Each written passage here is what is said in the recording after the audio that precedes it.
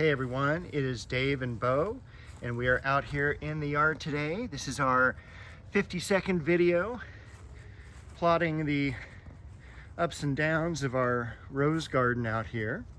And there has been a lot of work done on this bed, and this is also the bed I started on a year ago.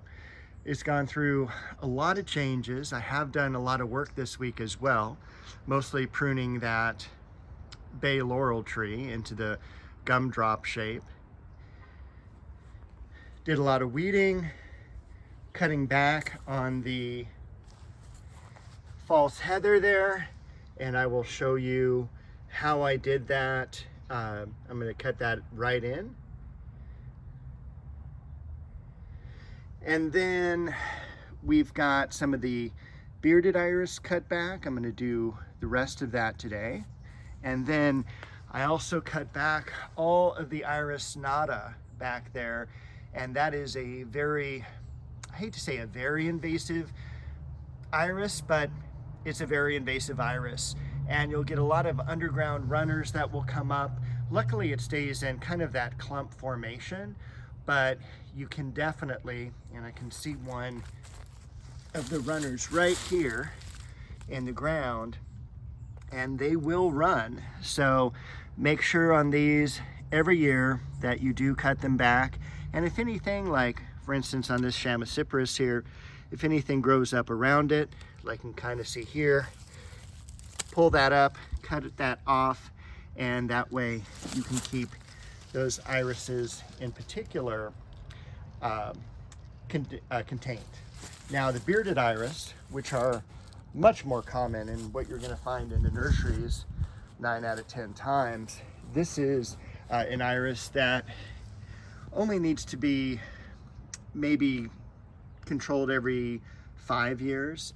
They do clump out like this here, and about every 5 years you should dig up the clump, take off the bulb sets that are not really producing or growing anymore, and that way you can keep the patch of bearded iris fresh. Over here, look at how beautiful that Arabian jasmine is, and all three of them did bloom really, really well this year. This one, nice and green. This one didn't grow very much, but it did, all three stayed alive. And then this one over here has kind of always looked like that. Kind of more woody than leafy, but also I realized this is kind of a difficult area in which to grow.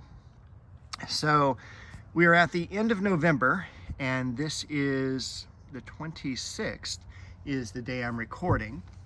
So I will be pruning, and last week I showed you I did prune back a little bit of the apricot tree in terms of its height, branches that I knew that would be taken out in terms of crossing branches. I did just some minor cosmetic pruning, really.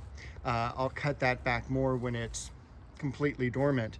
But the roses, and because we've had such a warm fall, are still looking really good, but I'm gonna be cutting those back this next week. So in the next video, there will be no leaves on these roses. They'll be just canes, and I will be making some moves. This is Barbara bush over here. She's been around for maybe about 20 years, has never done terrific. That will be one that I will remove. And also you can kind of see Helen Trauble back here. She's been back here for about 30 years. Half of the plant's gone, the other half is rotted. Again, I'm gonna have to do some major surgery, and she's gonna be removed as well. So I might put her in, and I might put them both in a different area of the yard and see if they will come back. A couple things that I got. This will replace Helen Trauble, so this will be underneath the bay tree there and kind of fill up that void. I've got some Liriope, since the Japanese maple will give a very Japanese feel to it. Some grassy plants are going to blend well nicely with them. The one I got was Red Dragon Japanese maple. So it is a very dissected leaf, And then other things I got, a beautiful sedum ground cover. This I believe is called Pratia, but it is a very dense ground cover, and it flowers very similarly, but in a different color, to the Isotoma. We used that around the hose bib the other day.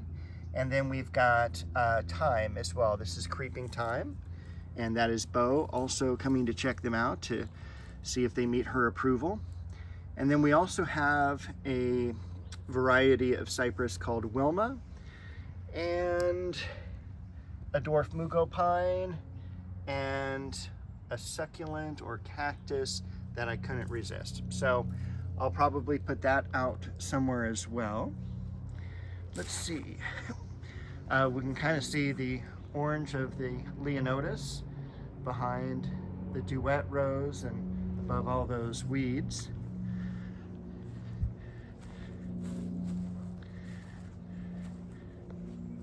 Look at that almond bush back there, full bloom.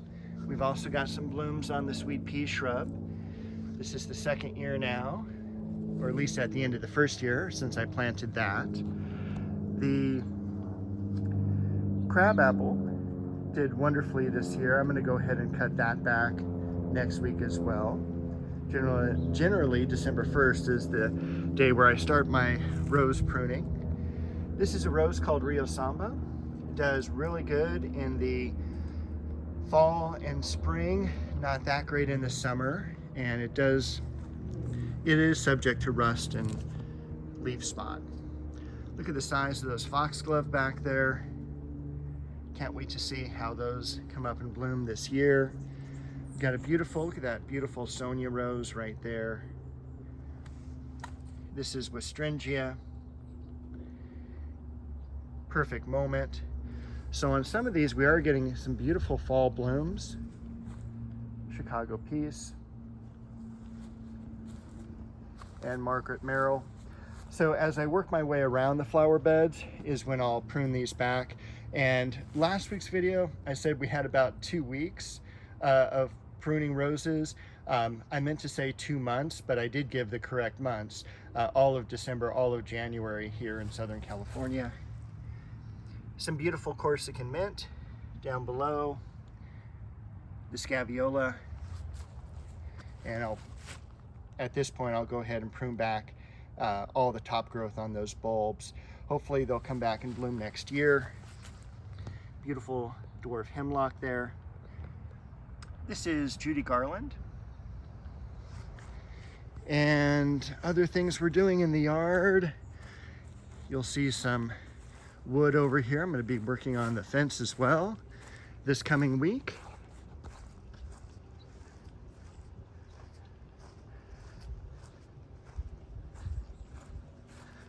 See, most of the leaves now are gone from this Japanese maple. I got 3 gardenias. I don't remember if these are in last week's video. They probably are, but I just don't remember. This is the dwarf Veitchii variety, the ever-blooming gardenia. And this will be kind of in this area here around the tree stump. Tomato seedling. Alstroemeria. Not quite sure if that's the place it's going to go yet, but we'll see in the next week. We've got the alocasia here, and that's going to be back here to help that tropical effect from a distance. Leaves dropping on the Chiananthus tree. Clivia looking lush and full. Everything in the back growing nicely. Neighbor dog barking. Even a few blooms left on the Gara.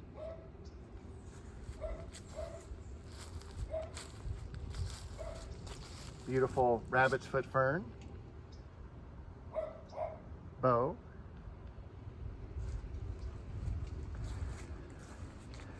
I should go ahead and prune this Japanese maple back now. We've got a few blooms on the daylily.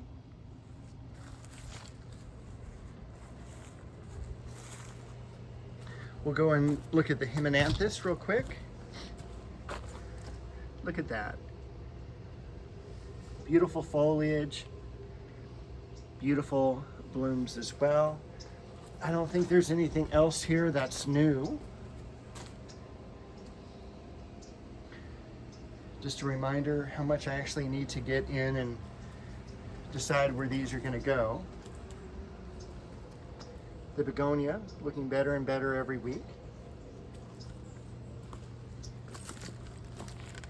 Beautiful blooms on the geranium there. And that little section by the hose bib.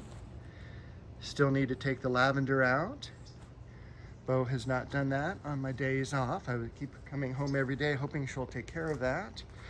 And then, of course, losing a lot of leaves on the magnolia, which you should be.